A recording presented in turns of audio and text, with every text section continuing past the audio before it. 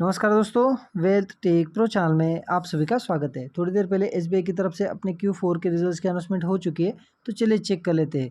Video थोड़ा लंबा हो सकता है, लेकिन दोस्तों मैं आपको डिटेल में Q4 के रिजल्ट्स बताऊंगा एसबीआई के। बैंक ने अपने शेयर होल्डर्स के लिए अराउंड 13 रुपीज़ 70 पैसे का पर इक्विटी शेयर डिविडेंड अनाउंस किया है। इसका रिकॉर्ड डेट देखने के लिए मिल रहा है 22 मई 2024 और इसका पेमेंट डेट देखने के लिए मिल रहा है 5 जून 2024। तो तब तक आपको डिविडेंड मिल जाएगा अकाउंट में। तो चलिए चेक कर लेते हैं Q4 के रिजल्ट्स। आपने अगर चैनल पर फर्स्ट टाइम विजिट किया तो चैनल को जरूर सब्सक्राइब करके रख लेना और बेल आइकन भी दबा देना। तो सबसे पहले चेक करेंगे कंपनी का यानी बैंक का नेट इनकम Q4 में देखने के लिए मिल रहा है 1,28,400 करोड़ का। वही लास्ट क्वार्टर में था 1,18,190 करोड़ का। वही लास्ट ईयर सेम क्वार्टर में था 1,06,900 करोड़ का। तो YoY एंड QoQ बेसिस पे नेट इनकम भी बढ़ते हुए देखने के लिए मिल रहा है SBI बैंक का। तो चलिए चेक कर लेते हैं बैंक को इंटरेस्ट से कितना इनकम हुआ है Q4 में। तो हमें एक नंबर के कॉलम में देखने के लिए मिल रहा है 1,11,440 करोड़। लास्ट क्वार्टर में थे 1,06,733 करोड़।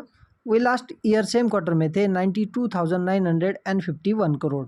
तो YoY बेसिस पे एंड QoQ बेसिस बैंक का इंटरेस्ट बेस्ड इनकम है वो भी अच्छे से बढ़ते हुए देखने के लिए मिल रहा है, जो कि एक अच्छी बात है दोस्तों, क्योंकि बैंक का जो नेट इनकम होता है या सारा इनकम होता है वो इंटरेस्ट से ही होता है। तो YoY बेसिस पे एंड QoQ बेसिस पे अच्छे से बढ़ा है इंटरेस्ट बेस्ड इनकम। तो चलिए चेक कर लेते हैं इतना रुपए कमाने के लिए टोटल कितना खर्चा किया है Q4 में SBI ने। तो हमें चेक करने पड़ेंगे टोटल एक्सपेंडिचर। तो हम एक्सपेंडिचर चेक करेंगे 6 नंबर के कॉलम में देखने के लिए मिल रहे हैं 99,660 करोड़ के। वही लास्ट क्वार्टर में थे 97,856 करोड़ के। वही लास्ट ईयर सेम क्वार्टर में थे 82,291 करोड़ के। तो YoY एंड QoQ बेसिस पे बैंक के एक्सपेंडिचर भी बढ़ते हुए देखने के लिए मिल रहे हैं, लेकिन QoQ बेसिस पे बैंक ने अपने एक्सपेंडिचर कम किए हैं, जो कि एक अच्छी बात है दोस्तों। खर्चा कम करना अच्छी बात होती है। तो चलिए चेक कर लेते हैं profit for the period. Company का नेट प्रॉफिट Q4 में देखने के लिए मिल रहा है 14 नंबर के कॉलम में 20,690 करोड़ का। वही लास्ट क्वार्टर में था 9,160 करोड़ का। वही लास्ट ईयर सेम क्वार्टर में था 16,990 करोड़ का। तो YoY बेसिस पे अच्छे से बढ़ते हुए देखने के लिए मिल रहा है SBI का प्रॉफिट। वही QoQ बेसिस पे अराउंड डबल से भी ज़्यादा होते हुए देखने के लिए मिल रहा है, जो कि एक बढ़िया बात देखने के लिए मिल रही है दोस्तों। और इस प्रॉफिट का असर हमें EPS पर भी होते हुए देखने के लिए मिलेगा। तो कंपनी का टोटल प्रोविजंस कितने रहे Q4 में। जैसे आप प्रॉफिट वगैरह बाकी सब चीज़ें देखते हो, लेकिन बैंक का रिजल्ट जब भी चेक करोगे ना तो आप प्रोविजंस वगैरह ज़रूर देखना, क्योंकि इससे ही पता चलता है कि बैंक जो कर्जा दे रही है वो वापस आ रहा है या नहीं आ रहा है, या कितने परसेंटेज में वापस आ रहा है। तो ये भी देखना ज़रूरी होता है। तो Q4 में टोटल प्रोविजंस देखने के लिए मिल रहे हैं अराउंड 1,609 करोड़ के। वही लास्ट क्वार्टर में थे 687 करोड़ के। वही लास्ट ईयर सेम क्वार्टर में थे 3,315 करोड़ के। तो YoY बेसिस पे कंपनी के प्रोविजंस कम होते हुए देखने के लिए मिल रहे हैं। वही QoQ बेसिस पे प्रोविज़न बढ़ते हुए देखने के लिए मिल रहे हैं, लेकिन QoQ बेसिस पे इतना ज़्यादा ध्यान नहीं देना, क्योंकि ये प्रोविजंस कम ज़्यादा होते रहते हैं QoQ बेसिस पे। ये आगे जाकर आपको फिर से कम होते हुए देखने के लिए मिलेंगे YoY बेसिस पे। YoY बेसिस पे बढ़ने नहीं चाहिए।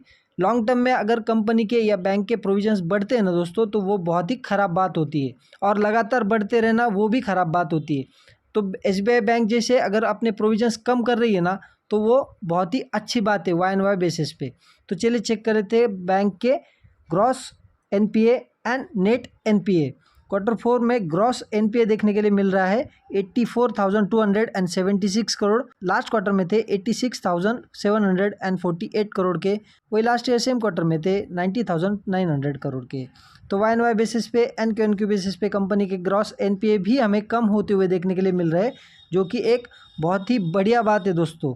SBI बैंक जैसी इतनी बड़ी बैंक है और NPA कम कर रही है, और नेट NPA देखने के लिए मिल रहे 21,051 करोड़ के। वही लास्ट क्वार्टर में थे 22,408 करोड़ के। वही लास्ट ईयर सेम क्वार्टर में थे 21,466 करोड़ के। तो YoY एंड QoQ बेसिस पे बैंक के NPA भी हमें कम होते हुए देखने के लिए मिल रहे हैं। ये भी एक अच्छी चीज़ देखने के लिए मिल रही है। तो चलिए चेक कर लेते हैं कंपनी का या बैंक का EPS Q4 में देखने के लिए मिल रहा है 23.19 पे, वही लास्ट क्वार्टर में था 10.27 पे, वही लास्ट ईयर सेम क्वार्टर था 18.71 पे। तो वाई एंड वाई बेसिस पे and Q and Q basis पे कंपनी का यानी बैंक का ईपीएस भी अच्छे से बढ़ते हुए देखने के लिए मिल रहा है, खासकर क्यू एन क्यू बेसिस पे। मैंने आपको बोला ही था बैंक का जो क्वार्टर बेसिस पे प्रॉफिट बढ़ा है तो इसका असर हमें ईपीएस पर भी देखने के लिए मिलेगा, जो कि दिख रहा है दोस्तों। तो दोस्तों ये थे एसबीआई के Q4 के रिजल्ट्स। अगर आपको ये वीडियो इन्फॉर्मेटिव लगा है तो वीडियो को जरूर लाइक एंड शेयर कर दीजिए और चैनल को सब्सक्राइब कर दीजिए। मिलते हैं नेक्स्ट वीडियो में। जय हिंद, वंदे मातरम।